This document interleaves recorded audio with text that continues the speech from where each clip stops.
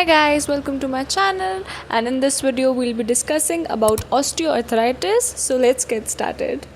So let's begin with the basics. तो हम इससे पहले ये डिस्कस करें कि osteoarthritis क्या है. Let's discuss कि arthritis क्या होता है.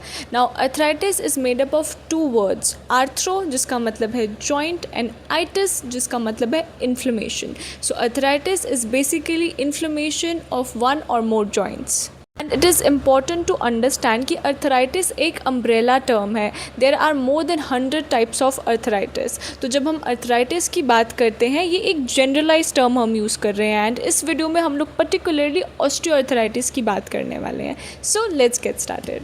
सो ऑस्टियोआर्थराइटिस क्या है? ऑस्टियोआर्थराइटिस एक डीजेनरेटिव जॉइंट डिसीज़ है जिसमें जॉइंट के कार्टिलेज का डीजेनरेशन हो जाता है, leading to symptoms such as pain, stiffness and reduced range of motion. And osteoarthritis जिसको हम ओए बोलते हैं ये एक ऐसा कंडीशन है जो मोस्टली साइनोवियल जॉइंट्स को अफेक्ट करता है. And the most commonly affected joints are the knee, hip, spine and hands.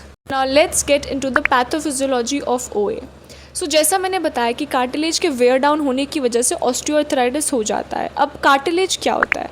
Cartilage एक फ्लेक्सिबल कनेक्टिव टिश्यू है which is found throughout the body.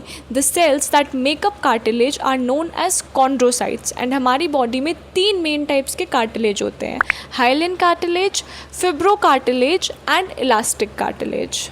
Cartilage is important for the joints to maintain the integrity of the joint, to avoid friction, to allow smooth gliding of the bones and also for shock absorption.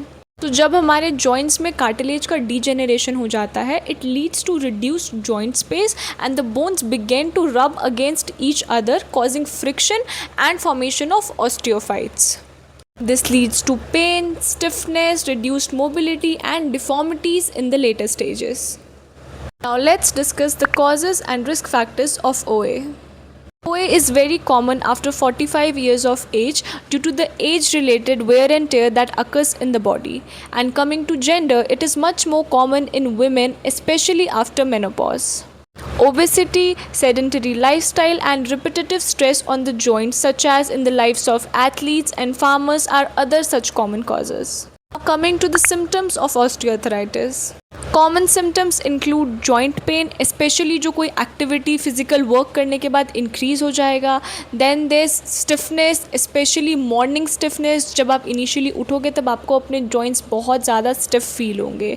Then there is reduced range of motion and later on stages में osteoarthritis can also lead to bony deformities. Crepitus sound is also common. आपने सुना होगा बूढ़े लोग अक्सर बोलते हैं कि जब मैं बैठता हूँ, चलता या उठता हूँ तब मुझे मेरे जोड़ों में से एक कट कट का साउंड सुनाई देता है. उसको क्रेपिटस साउंड बोलते हैं which is also common in osteoarthritis.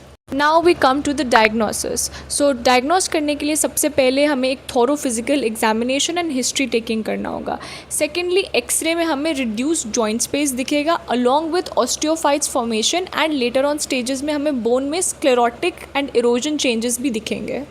तो now we come to management of osteoarthritis. सब कुछ एक वीडियो में कवर करना तो पॉसिबल नहीं है तो मैं इसके लिए एक सेपरेट वीडियो बनाऊंगी. यहाँ पे मैं जस्ट एक समरी दे रही हूँ इंटरवेंशंस का. तो सबसे पहले तो लाइफस्टाइल मॉडिफिकेशंस मस्ट है ओए के केस में, स्पेशली वेट मैनेजमेंट, क्योंकि ऑस्टियोआर्थराइटिस एक ऐसा कंडीशन है जो मोस्टली हमारे नी को अफेक्ट करता है.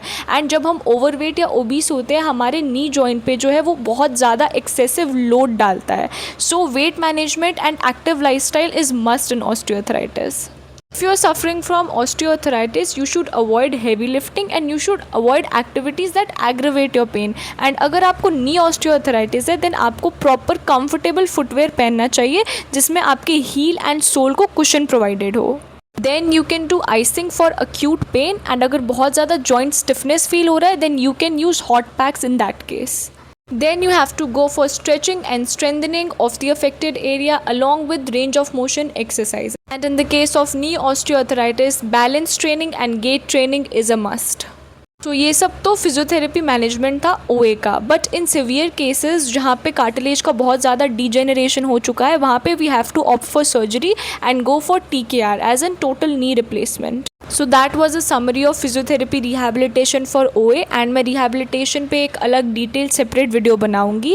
And send this video to somebody who is suffering from OA और somebody who relates to these symptoms. That's it for this video. Thanks for watching. Bye.